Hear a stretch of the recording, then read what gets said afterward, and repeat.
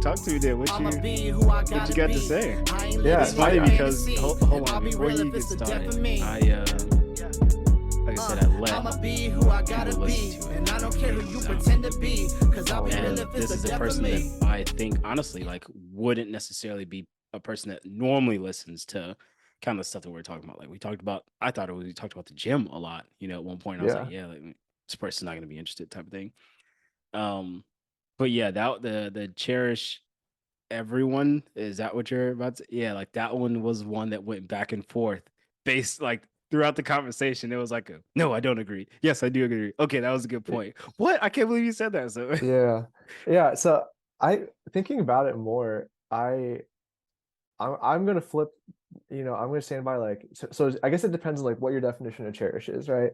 It's like my cherish is to hold like you is more like textbook, like it's you hold something dear to you, right? It means you can you to cherish. Mhm. And so I still stand by like my thing about no, you can't cherish everyone, mostly because in my mind, like cherishing is for um it's like it's like an extreme, like it's a strong, for me it's a strong word, it's a strong emotion, and I don't like, Okay. so it's like I to me it's like man, this is hard to describe. I had the words before because I talked about this with someone, and we both like, it was a good conversation, but it's kind of like, imagine yourself as a cup, right? And you only every day you get filled back up, but you only have so much to give. Mhm. And I think that everyone, you can give everyone the bare minimum of like everyone to, in my opinion, thinking of the best of everyone, like giving them a small portion, but who I cherish and who I like truly value in my life, like who I appreciate everything, I think that's only a select few. Okay. And but I think that everyone's different, right? Like obviously no, not one way works for everyone, but that's how I choose to exert my energy, exert my attention and everything. Not to say I'm going to write people off if I don't know them, if they're a stranger, like, I'll give everyone a chance. But to me, cherishing is holding someone in very, very high regard. Like they're dear to me, like I value, like, yeah. So Yeah. I think that's that's, fair. I think that's fair. The first thing when you were talking, like I thought about the word love because mhm. a lot of people are willing to like, oh, like, love you, goodbye, or oh, I love them. I am extremely hesitant on the word love. Why? Yeah. I don't even know. But like I'm extremely hesitant, which I'm like trying to break myself of that because like a lot of people appreciate love. And love is subjective from what I heard. There's like a It is. level to cherish. Mhm. Cherish is a high word for you, and Yeah. love is a high word for me. It doesn't have to be like, oh, you're the only one that I cherish, but it's kind of like if I say love to my wife and then I say love to all these other people, like Yeah, you're in trouble. I'm in the same, well, I'm in the same boat of that too, because like I do think love is subjective, and love, you can have different types of love, right? Like Mhm. you have love in the romantic sense, and love in like a friendship sense, or like a siblings. Like I think love to is just like someone, you have a deep connection with them and they're very important to you. But there are people who throw that around a lot, Yeah. right? Like Yeah, for like who sure. use like who use it as a greeting or a Yeah. goodbye. And I feel like it can diminish the value if you overuse it. Yeah. Mm. So that's how I feel emotionally, is that it diminishes the value. But I'm not gonna lie, every single time I hear someone else say I love you or oh I love them, like they can use that word freely. I'm like, dang, you got a really good heart. Yeah. And No, I I agree. know I have a friend, we'll have to get him on. I'm gonna shout him out. He's probably gonna he's a busy man. He's like a celebrity. My friend, my dear friend, Mark Fauser. Okay. Ironically, Mark Fauser happens to live in Marion, Indiana. Oh man. But his reasons for living in Marion, Indiana, don't go. I'm not even gonna go down that rabbit trail. Anyway, his thing to everyone is who loves you, and it's Mark. Like he's saying that like who loves you, as in like, and it's me. Kind of like a father or mother is like like who loves you, right? Like that's what Mark Mhm. greets people with, and I legitimately think he has that energy towards everybody he meets, and he has like kind of taught me and like given me that emotional like yo like this dude loves everybody, and it. He has a wife and he has a kids. I'm sure that there's a degree of love that he gives them more than anybody else, but it's like, yo, like I can say I love you to this person. It's not the end of the world. So, um, I I agree with what you're saying. I know I'm like contradicting a little bit, but I like no, you're fine. 100% agree with what you're saying. I'm saying that I'm trying to get over. I think I'm trying to get over it though. Over it I'm trying to being what? change my mentality of holding on to the word love for Yes. only my significant other. I'm trying Oh, to get over that absolutely. myself. Yeah. No, and I Yeah. respect that. Yeah. I think I can see where you're coming from because uh I've seen both people. Like I also have a friend who fortunately he moved back from Indianapolis from Phoenix. He's a doctor here in town, but he is the most approachable. Like this guy is able to talk to anyone, and the way I see him, like he views everyone in a pure light, right? Like he always sees the best in people, but he doesn't do it like it's not forced. That's the way his lens of the world is. Yep. Yep. And I can't I to me like I'm not that way. And so like I really appreciate like knowing and being close to someone who is that way. Like he genuinely loves everyone. And that's what I'm saying. That's Yeah. that's that's the goal. I Yeah. think both of those though are respectable takes because like at the end of the day, it's just self-realization, there's like whether you can or you can't afford it, you at least can identify, like Mm. you can or you can't. Your buddy, he probably won't phase him. He has endless amounts of love or he can cherish everyone and not be affected by it and sleep at night. Like, Exactly. it's like I one need of to those people ask him. you're like, I don't know where they get it from, but Yeah. like it's just I can And- super super strong take though, Kenny. I like how you came back with that. I do. I Super appreciate that. strong. I'm yeah. putting in So my notes to ask Mark Fowler, does he have endless amounts of love? yeah. And I think it's this some people do and some people don't. I Yeah. think yeah, That's we're how he all sleeps at night. Yeah. How do you sleep at night knowing you try to love all these people? yeah. Oh gosh. All right. So is that a goal of yours, Kenny, to cherish more people? Or you only want to, I'm talking about a word, semantics, but Yeah. are you trying to keep yeah, I think I know the answer. You already answered it. You said the cup analogy. So that answers it, right? Kind of. I mean, like I always try to see the best in people and the age old saying like don't judge a book by its cover, right? Like I've been burned by it multiple times and people do it to me. Like I never try to judge people before because I try to give everyone a chance. Like that's my MO. Like I want to get to know people and then one because like you can't make an accurate assessment or a judgment of a person unless you actually have something to base it off of. So like yeah, I'll talk to people, I'll get into a conversation. If you're a piece of shit, I want to find out that you're a piece of shit. If you're a good person, like I want to find that out. Yeah. It's like I'm That's more it. of like I'm gonna see for myself. Okay. All right. So you talked about judging, and ironically, I have some stuff I want to ask you about today. Okay. Yeah, let's get into it. And I did a little bit of research on this because I was very curious because of my perspective of this. Okay. So if you look at the Federal Reserve, like the website, the first line reads, in the United States, the average Black and Hispanic or Latino households earn about half as much as the average white household and own only about 15 to 20% as much net wealth. Hang with me here. I know this is like a super hard term. And when you look at all the graphs, they have four classifications of people. Okay. I already mentioned Black, Hispanic, Latino.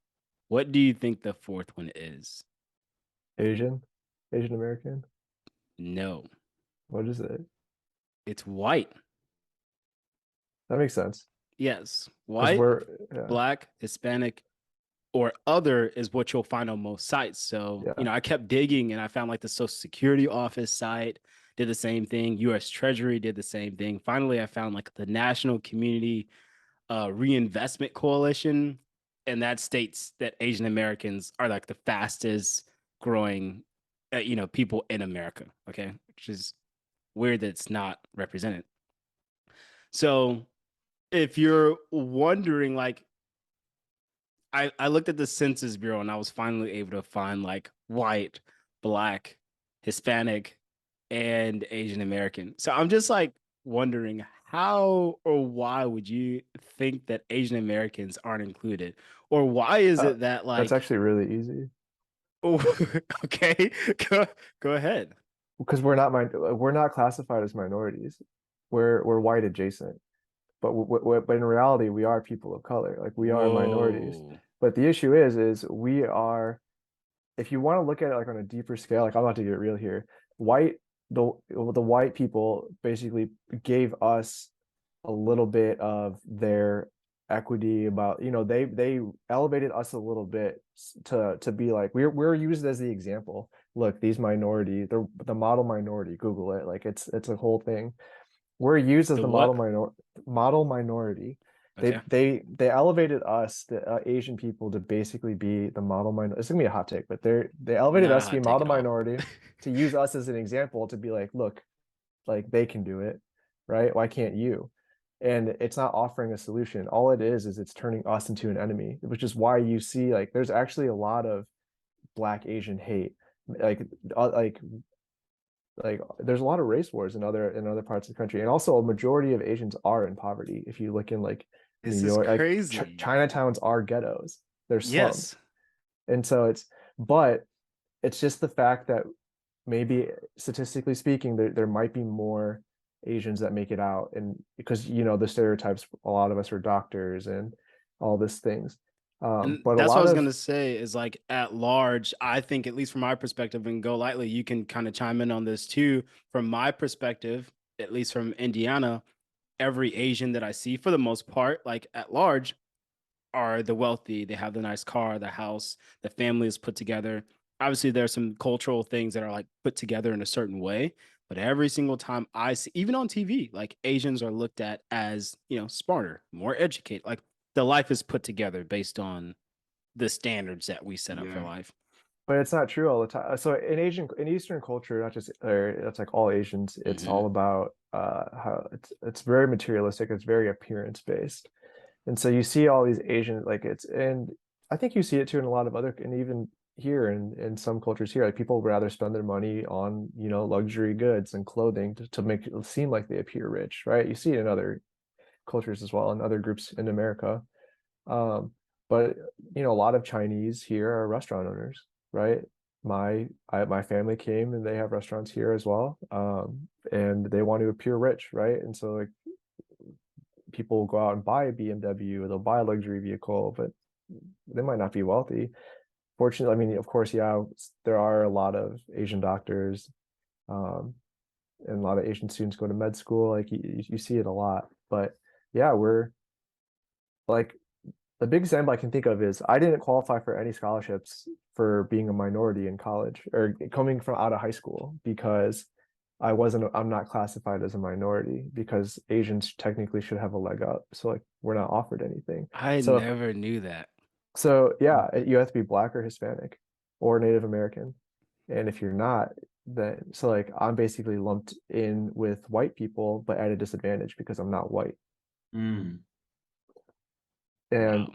so if you're an Asian American, or if you're just an Asian in general, or like if you're an Asian American with and you still have a name that's like a culturally relevant name, you're told by like tutors and everything, if you're applying to an Ivy League, to appear less like you want to be white. You want to Mhm. apply more, you want to cater your resume and your application to be more white because there's so many international students coming in. Um, and the criteria that they look at Asian applicants is different than a white applicant. So if you can separate yourself from the majority, like you're more likely to get in. Okay. There's just There's there's a a whole lot. Yeah. there's a lot. Yeah, So it's I just want like, to get into that stuff and like your profession and stuff like that now, but can you take me back a little bit more so about like, and I'm not expecting you to speak for all Asian Americans oh, or all absolutely. This is all Asians and my all that stuff, experience. but Yeah. like, can you give me your perspective of you growing up? Like, I mean, even where you're from, you growing up, because you obviously were a minority amongst minorities. But Yeah. can you speak to like what your culture was like in your household compared to what your culture was like supposed to be outside of your house? Like, I don't know if there's a difference between the two, but like, can you explain that at least from your experience? That's an interesting one. So I think Asian Americans go through some of the most conflicted upbringings in America. not more so like, and I'm not saying like we have it worse than every other race, right? But it's unique, right? Because we my parents are immigrants. You know, I was from first generation American, second generation, depending on your definition. My definition is I was the first, like my parents aren't born here. I was the first one born in America. So that's what I consider first generation.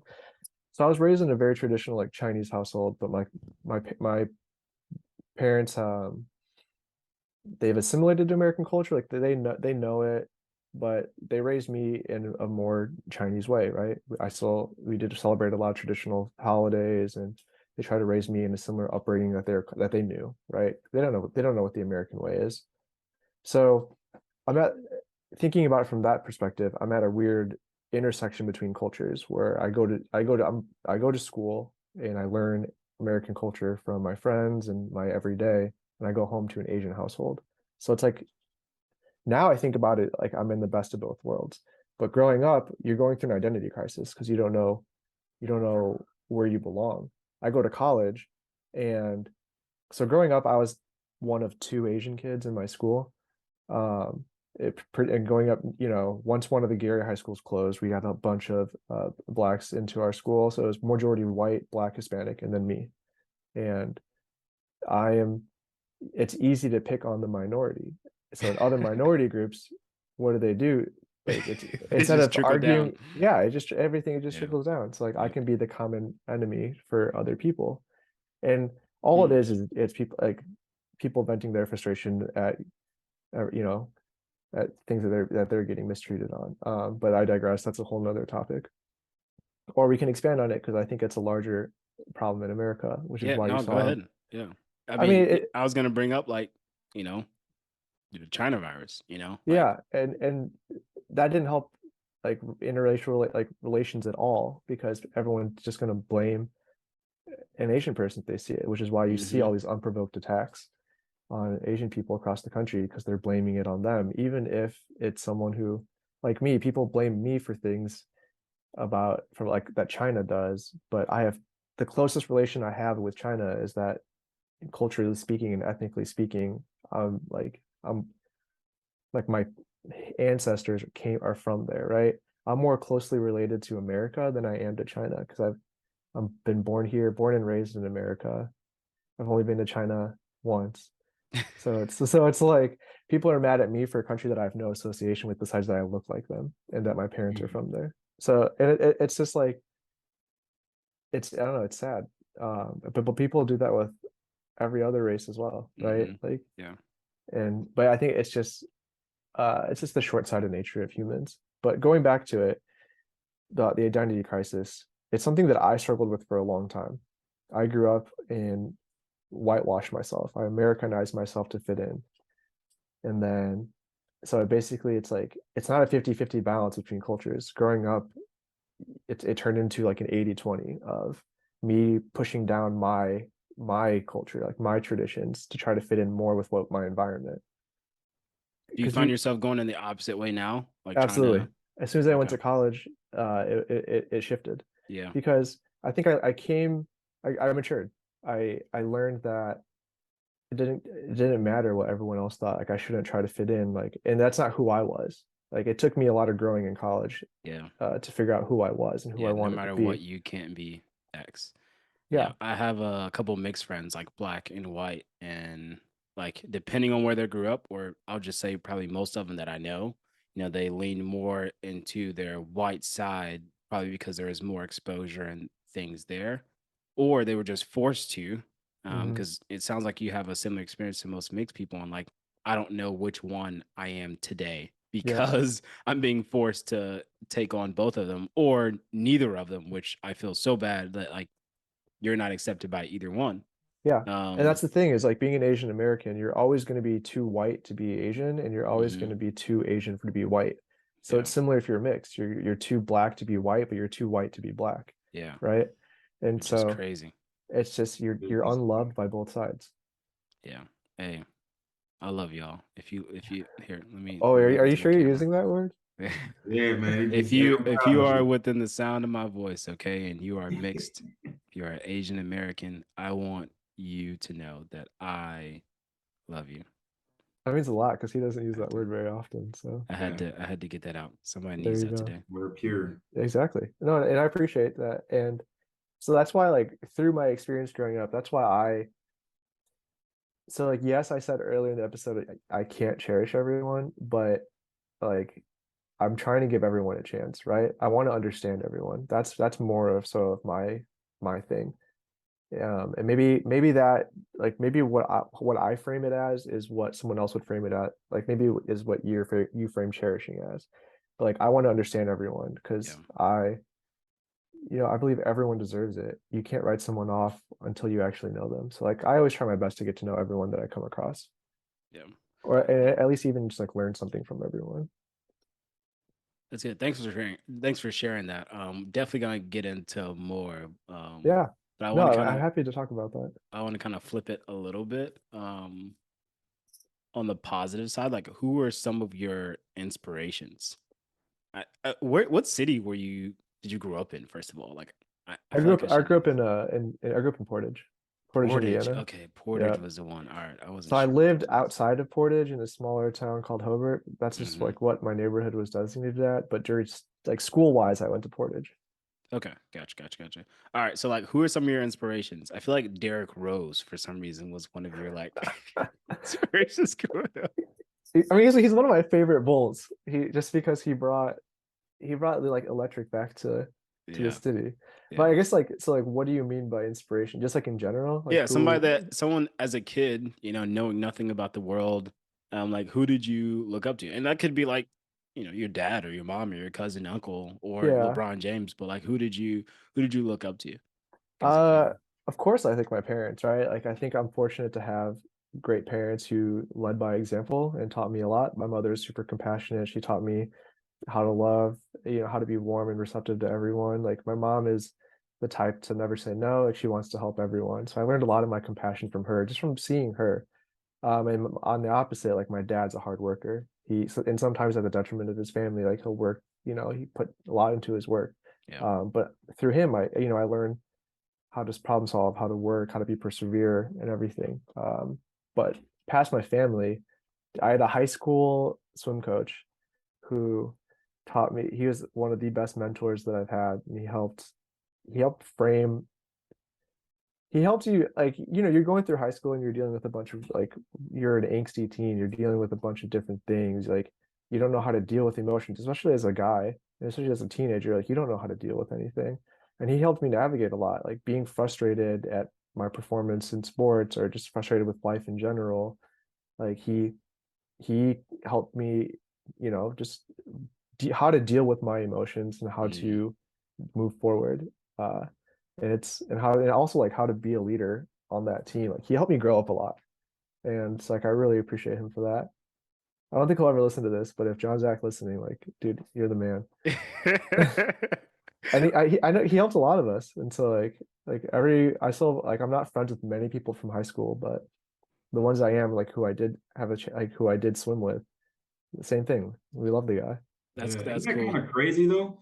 Like how you think about sometimes like little simple things that was said so long ago, planted a seed that like, Exactly. carried over so far into your life, your future, and then also, your legacy. It's little simple things that they said to us. I agree. I got some coaches as well. It's just like little simple things that they used to say back then. Sometimes I couldn't stand it, but like it, Yeah. it's just crazy. It's It's crazy. just crazy because like being young and as a kid, like you don't think about that at all. But I truly respect all these teachers, coaches, mentors, everyone they're not just worried, like they don't care just about your performance or like the team, results. Like they care about you as people, and they're Yeah, actually trying to help us grow. Right. true that. True that. G, But did you go to high school in Indiana? Or I bounced back and forth, man. oh, you I just was out in there like that, Georgia. huh? Well, I was just out here, man. I was free agent. No, so I started off here in Indy. Went to North Central for my freshman and sophomore year. Moved back to Georgia for my junior year, and then back here for senior year. So talk about like, you got a father that's in a transportation company, that's just what it looks like, Yeah. Wow. Did you develop like any friends I between was gonna say, yeah, those? you had to move a lot. Yeah, and honestly, I think it kind of created maybe not so much depth, but it created a widespread network. I got a lot of friends in Georgia. I got a lot of friends here that I went to North Central with, and I came back and then I went to Lawrence Central, and played football on both of those teams. So got to know a lot of people from, all the different organizations. But yeah, I mean that's just kind of how it went. But yeah, definitely was thinking about that as you was playing. Like, man, I wonder what my life would have been like if I just stayed, In Yeah. at one one spot. school. You got Yeah. those. Was that you? Was that one of y'all? Hey, hey, Same hey, district. hey. I'm just curious. Yeah, I Oh, stayed in one school district for my Hey, entire life. I didn't stay in the same school district. I went to Gary schools up until my 7th grade year. mm, So, I got you. yeah.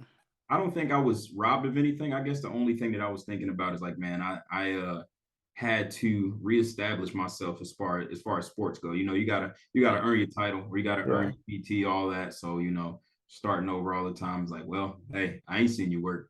You know what I Yeah. mean? So it was Right. just a lot of that, but So I was kind of I, wondering I with you too. Was it just one sport you played or two? yeah, just football. I Football. tried basketball. Didn't last too long, man. Didn't last too long. Get that up quick. Hey, I've been there. Yeah, the stars I've wouldn't been align. there. I was starts with a lie. Hey, but you might have a chance with your new friend Mark. You might have a chance to get the lead. Yeah, man, we're gonna have to go visit him again, man. Go run with him once or twice. Yeah. Did any of y'all think, because we're all in tech now, did any of y'all think being in high school, like Kenny, you're technically a software developer, right? Yeah. Okay. Did you plan on being a software developer when you were in high school? No, I had no idea what I wanted to do.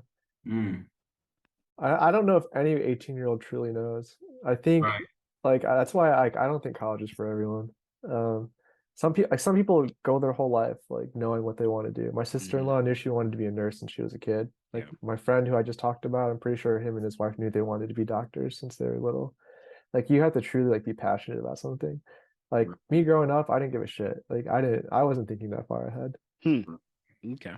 Did you have and Leo, you too, did y'all have like a potential career path in mind? Or just like something, as you start to grow up, I kind of felt a foot on my neck, it's like, look, you're gonna have to pick a route. 16, about 16, it started to settle in like, okay, I don't necessarily know exactly what I want to do as a long-term career, but I started thinking about like intermediate, like, okay, I could see myself, I'm looking at, I was like 16, looking at, highest paying salaries and stuff like that. And also like what does it take to get there? I'm not Mm, necessarily trying to do 12 years of schooling or nothing like that. yeah. Um, just at least trying to plot out that roadmap. And what that looked like for me was I was telling myself probably from the time I was like 16 till I turned 18 that I wanted to be a lawyer. I was telling Hmm. my mom that. My mom was like, "You want to be a lawyer?" I'm like, "Yeah." She's like, "Wow." I'm like, I mean, it's just something to put on the board, better than Yeah. nothing. Yep. Yeah, I made it to 18 though, connected a few more dots. Like, That ain't happening. yeah, Slapped yeah, across we the head. jail. He going to jail. Hey, take him back to Take school. it, Nah, I'm man. cool. I think I got pretty lucky, and I say lucky because like to know what you want to do in life long term, and that to not change. Like I think that's luck. Like I can't contribute that to me being smart or being exposed to anything when I was younger. Like honestly, like it's just literally I found something on TV and got lucky that I was really interested in it. So yeah, I majored in marketing and business administration. Sports marketing was my minor. And I know I've wanted to be involved with sports my entire life. And what I want to do long term, I probably figured that out my junior year of college. But marketing is always like involved in it. So, um, yeah, I think I just got like super, super, super lucky. Like changing Mm. majors. Like most people in college change their major. I think the average was 7 times. So in 4 years, you change your major. 7 times. That's Really? crazy. I know there's a stat that like majority of people do end up changing, And but then I you think don't even end up with the job that you went to school for. yeah, I think that's the common misconception that college gives you is like you're limited to like what you study. Mm. And because there's a lot of things like after like I didn't learn correctly in college, right? The importance of networking. Like it felt like when you go to college, you're kind of signing away your life. Like Hmm. what you study is what you're going into. Because I was a stats and finance at Purdue. Now, granted, I did a career switch, right? I did a coding boot camp and got into where I am now. But I felt, locked in. You Yeah, feel that's pretty, y'all feel pretty confident about what you want to do now? Not really. Like Hmm. I'm one of the people that I don't think I'll ever be passionate about what I'm doing, like for work. Um, but as long as I don't hate it, I'm fine. That makes sense. Yeah, The- you're like that's work is, I mean, that It's a me, seems more normal than my perspective. yeah, yeah. But for me, it's like work is like a means to an end, right? Right, right. I'm worried that I can see that if I actually chose one of my passions as my career, it wouldn't be a passion anymore. Yeah. mm. It become work. Yep. And but I've seen it both sides. I've seen people who have turned their passions into their career and have loved it, but I've also seen the opposite in friends who have turned their passions into their career and now they've fallen out of love with Mm. what they used to because now it's work. And so a lot Yep. of people are they're seeking to get a change of, a breath of fresh air and change industries. Yeah. Mm. No, I agree. Completely agree. Most people that I know, like, yo, like what I do for work is work. And if I try to do my passion as work, then like you said, Kenny, like it's not enjoyable at all Hmm. anymore. I mean, like chefs, most chefs go into culinary because they're like, oh, I'm super passionate about, making art through food. And it's like, yo, I ain't trying to cook when I get home. Right. you know, Got this, another one Yeah, for you. this slaved over this whole thing, for 12 hours. I'm not trying to cook when I get home. I think Man stopped at McDonald's on the way home. yeah, I Yeah. think people just romanticize the idea of like doing what they love for work. Yeah. Yeah, I think we definitely do. And I'm one of those people. I'm guilty of it. But I also have the issue of enjoying work. I Mm. can admit to that. And I think that it should stay to those people. Like it should stay like, working however much you do, like should stay to the people that are obsessive about work. And you got Hmm. to figure out where your balance is with your family and your friends and stuff like that within it. Yeah, because like for me, yeah, like I don't love programming that much, right? But I really enjoy who I work with right now. I enjoy the people around me. I enjoy my manager. I think that makes a lot of difference. So like the content, I'll never really enjoy it. I'm not gonna love it. Like some developers, they love it as like a whole, right? They do it in their free time.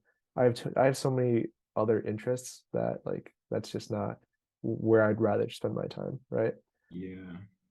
I think the way that I've thought about it so far is as I've gotten into the ecosystem already, my mind and my role has already kind of bounced around a little bit. But what has stayed the same is what I get the most out of, like what really fills my cup. And that's like honestly in the simplest form, just being impactful, just having an impact and knowing that, I made a difference. That right there is what drives me. So as long as that I can have some sort of satisfaction and be chomping away at that, I think I'll be fine. To your point, like I'm not gonna love it. Even back when I was at my old job, when I was at Smithfield working at the warehouse, it was like, do I love doing this? No, but it Yeah. pays the bills. I like the Hmm. freedom that it gives me, so Yeah, and exactly. Yeah, like it is work. It is work. Yeah. yep. And I think I'll be honest, I think that's healthy.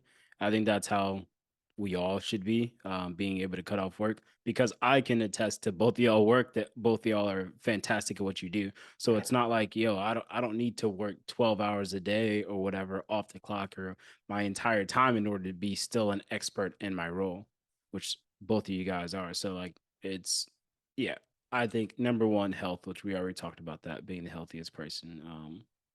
I Yeah, think I agree with that. you need a like me, like I need a healthy separation between, work and life. And like this job gives me it.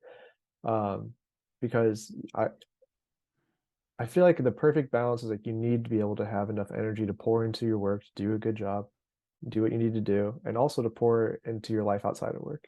Mm, Because otherwise we're just working to live. And Yeah. yeah, that's not how I want to live my life. Right. right. There's a lot going on right now with remote work and CEOs, executives calling employees back to work. And there's also at the same time a productivity debate when people go back to work. And I was reading something the other day, and it was based on like, are people going back to work and being less productive because they aren't working within the confines of like their mental health? Like, hey, Hmm. if I got to go into the office, I'm working from 8 o'clock to 5 o'clock. After 5 o'clock, I'm done. But if we're working from home, it's like, yo, I'll give a couple, hour, 30 minutes, 2 hours after work because maybe I was taking a break to go for a walk during and you're constantly probably like working when Yeah. you're at home. What do y'all think about remote work? I'll kick it off, Kenny. As of right now, I work a hybrid, and they actually asked all of our employees in a town hall, like, do you feel more productive when you're at work, or do you feel more productive, when you work from home? So my personal take so far is, to your point, I really can get locked in when I'm working from home. I for one, it's just I can easily go into, increments of work, because to me it's always going to be some of this. And if you're one of those people, there's always going to be that time to where you do that. Oh yeah, big time. So I think I can more easily, make my increments more digestible and make them more productive. And then on top of that, just being honest, like the days that we do work in office, it's a whole lot of ping pong going on. You know what I'm saying? It's not just as far as like the whole company. It's just like everybody is like, oh well, we're in person and everybody's here together. So let's spend some like Yeah. personal bonding time. And it's like, I mean, sure, but I could have easily, got X, Y, and Z done. But yeah, I I prefer, wasn't here playing ping pong with y'all. I could get some yeah, work done. yeah, it's like the day working a hybrid, and it's like the days that we are in office together, it's always like well, since we're all here, let's do this, and that. Since we're all here, you know what I'm saying? So yeah, I feel like it kind of maybe that's them trying to, reinforce the camaraderie or whatever. But Yeah. I see Yeah. them taking a hit productivity wise for sure. And I just prefer it. Like even when I take my exams, most people take their Salesforce exams at one of the Proctor sites. I take mine from home. I took mine at Fort Ben Harrison the first time, and the screen was so tiny. It was hot in there. Like I was just like, man, I wish I was at home in my office in my nice little comfy chair locked in, Hmm. with my own little vibe or whatever. But yeah, man, that's my take. How you feel, Kenny? I feel the same. I mean, I definitely know people who like are more productive when they go to the office because like that's when they can focus. But yeah, a lot of times like who like show me someone who actually works straight 8 hours in anywhere, right? It doesn't happen. Like Right. I think there was like a study that's like you have like maybe six like anywhere from 4 to 6 hours of actually like deep focus work, and other times like you bullshit. It's you work for an hour, you get up, you walk around, you do Yep. something, you talk to someone. Even Yeah. at the Sigster office, right? It's how it would be. Yeah. Our attention But spans literally aren't that long. Even before cell phones, like our attention spans literally can't handle that. yeah, so like for me personally, I have waves of unproductivity, and then I have waves where I'm super productive. But I think the fact that the flexibility of being home and being able to kind of carve out chunks of deep focus and like I'm not trapped, right? Like in an office chair. I can get up and go do something. I can do an errand. I love Hmm. remote work. Yeah. And I'm so much happier working remote. I do miss the socialization aspects of Hmm. like being close to my coworkers. Like most of my coworkers are in Boston, so I don't get to actually see people in person. But Mm, it's like I miss that part of it, but I would I trade the flexibility of working from home for that?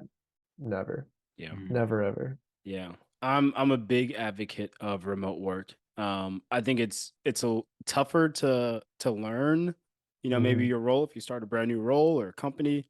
That is probably the only hitch that I've seen, like true hitch in remote work. mhm, But Absolutely. I have seen a much better benefit in the fact that now I have friends and cultures and types of people all across America or the world that I can now communicate and learn from. Granted that takes time, and I'm not, networking within my business as much as I should or could, but I at least have people in different states now that I can constantly communicate with because it's not within the bounds of my team needs to be in this one location. Exactly. Um, and with that, and this wasn't even like a topic that I thought about yet, but like diversity within your workplace, like that is proven to actually like increase productivity, efficiency, and Oh like yeah, revenue numbers. So yeah.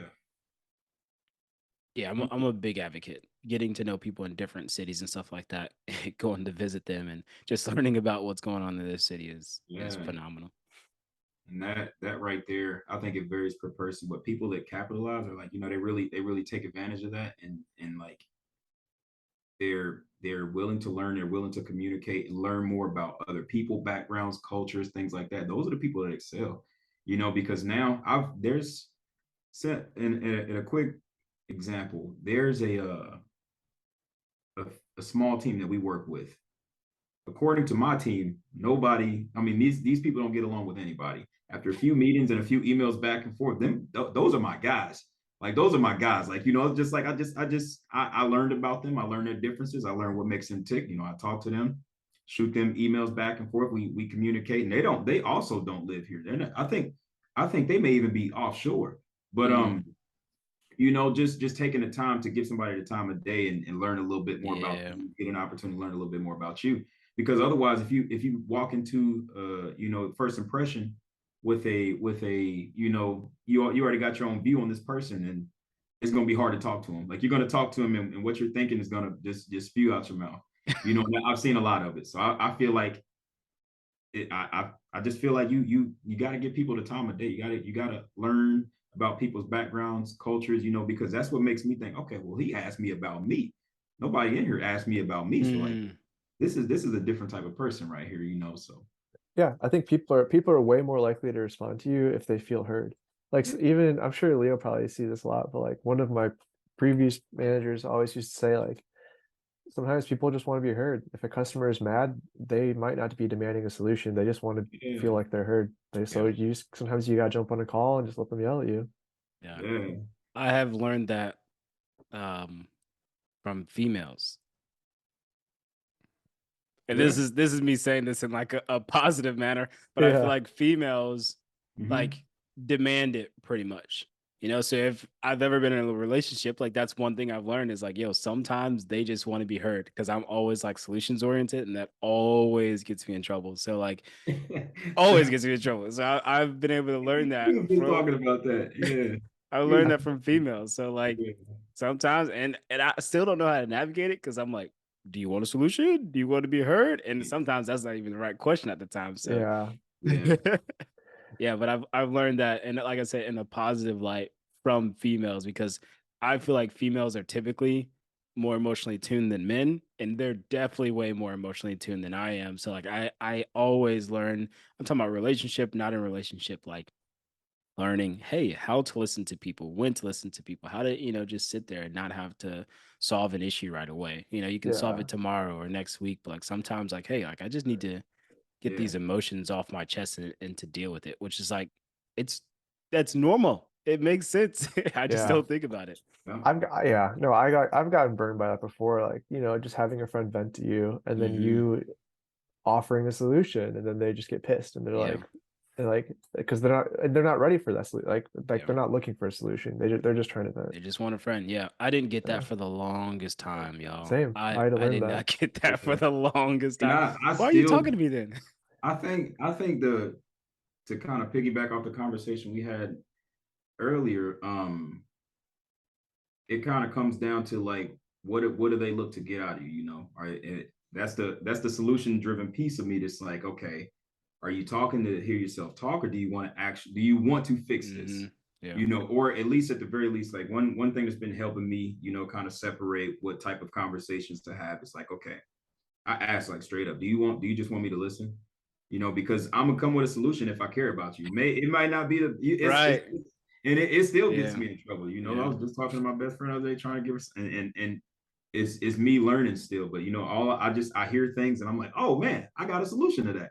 And it's like there's a part of me that's not even listening. So yeah, man, Yeah. definitely Oh, this is easy. Oh, yeah. yeah. I'm gonna let you You finish ready? You real ready? quick, but Oh, I'm about to bust her head with this one. You know what I mean? are you ready? You ready? Yeah, man. I agree though. I agree 100%. We called that me and Palm was calling that emotional intelligence. Emotional Yeah, EQ. Yeah. Yeah. Emotional Yeah. intelligence. That's whew, yeah. I think that can take you a long way. Emotional Definitely. intelligence. Actually, absolutely. yeah, both of y'all. That's probably why y'all are here. I don't know why I'm here, but y'all got a lot of emotional intelligence. Like that's a good call out, Carlos. I think Um, we can take it to the workplace. It makes it better too, man. Yeah. yeah, yeah. My I don't know now looking back on it, but one of my first bosses told me to look up a thing on emotional intelligence. Like I Hmm. think it was just me too. It was in a sales role too. I think maybe I just was not doing well in the workplace or something. And I didn't obviously I wouldn't have noticed at the time, but he's like, Right. "Yeah, you should read this book on emotional intelligence." I'm like, "Hey, look at that. My boss is giving me some personal development. He must see something in me. He He was must like, see man, something." this guy is clueless. He said, "This man needs some help." He needs some help. But That's funny. you'd be surprised how many people struggle with it too, though, man. And then again, there's a lot of people who make it really high in the totem pole of different organizations, and they just so happen to not bump into any barriers or nothing. Mm, Haven't had any scenarios where they would be tested in that way. But they made it to where they at, and now you've been caught in a situation with a lack of emotional intelligence, and now you being dropped from the top of the cliff. yep. Yeah. But yeah, I got like my boss. I find it pretty interesting. Sometimes he's just like, "Hey, man, you know how to read the room. Let me know if Hmm. just keep watch for me. Ping me off to the side if you feel like something's going wrong or something needs to be fixed. Wow. I think that's a privilege and an honor and a, Wow. and a, and a curse at the same time. Because you see it, Extra and it just duties. sometimes you can't control it, and it just makes your blood boil. Like, oh my goodness, I just see this going so wrong, and nobody else sees it. It's like a set of glasses, and once you put them on, you can never take them off. You Yeah. know what I mean?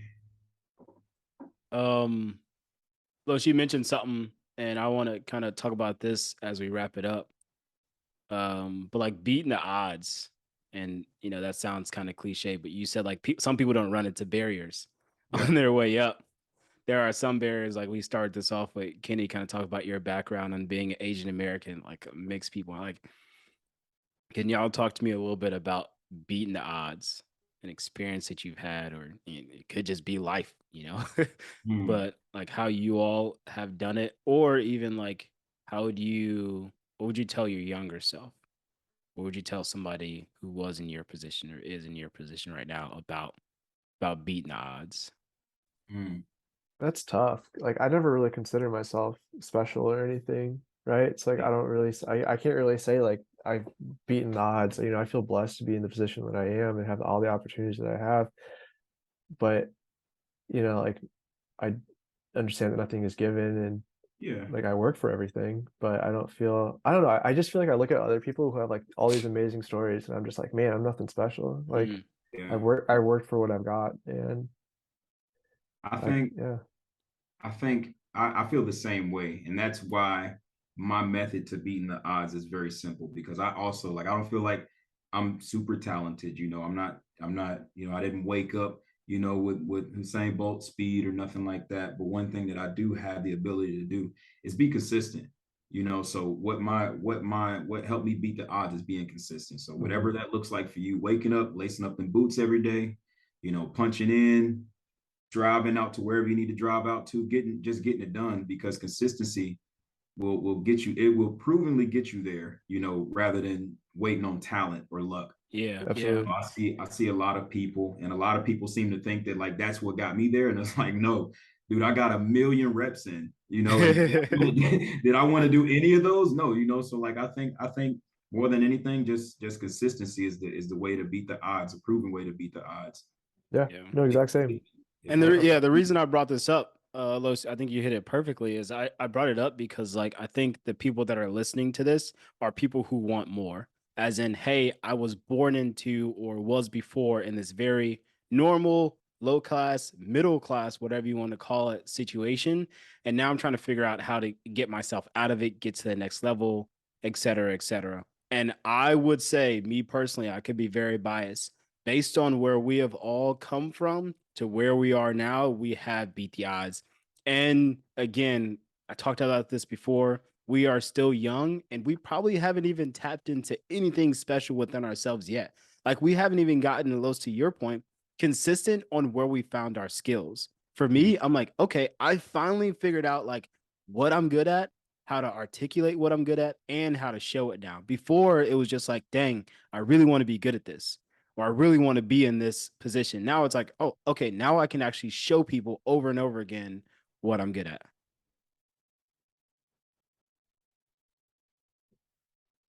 You Yeah, dropped I the mean, mic with that one, man.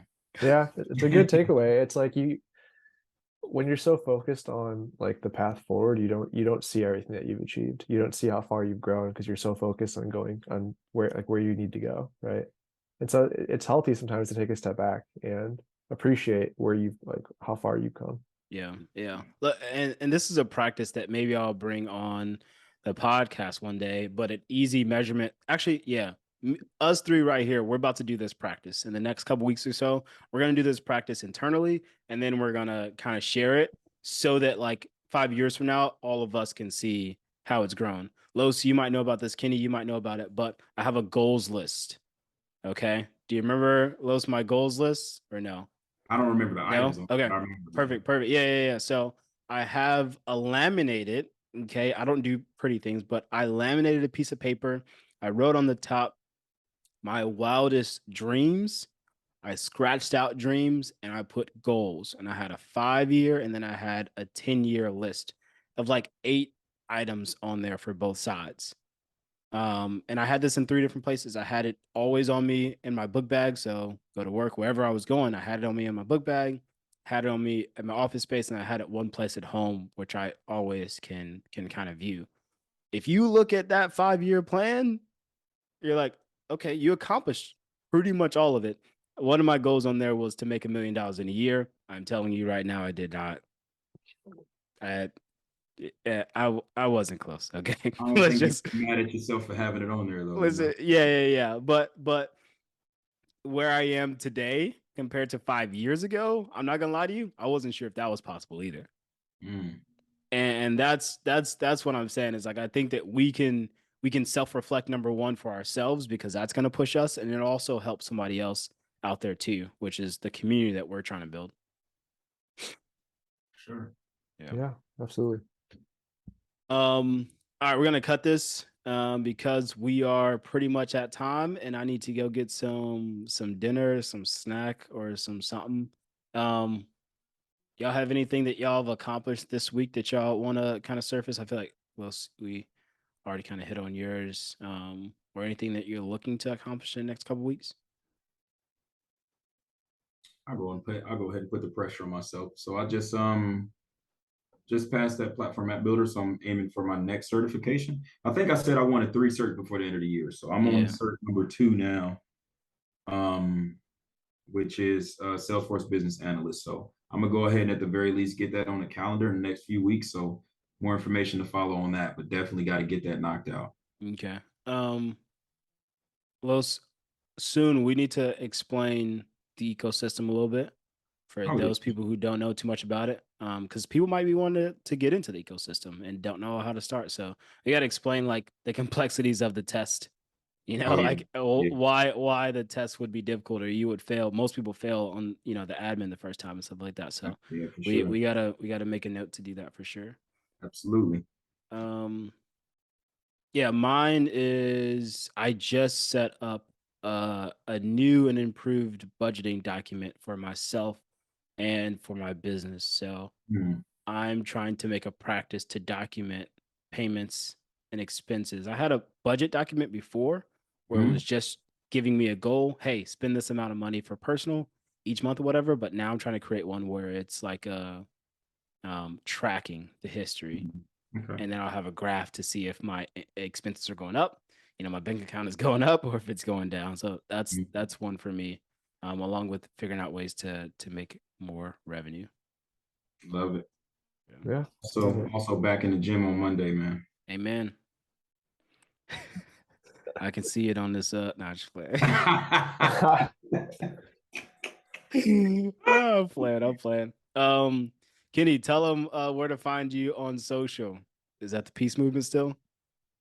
Yeah, Kenny at the Peace Movement. I mean, You get the peace movement. when we get viewers, I'll plug my actual socials. All right, sounds good.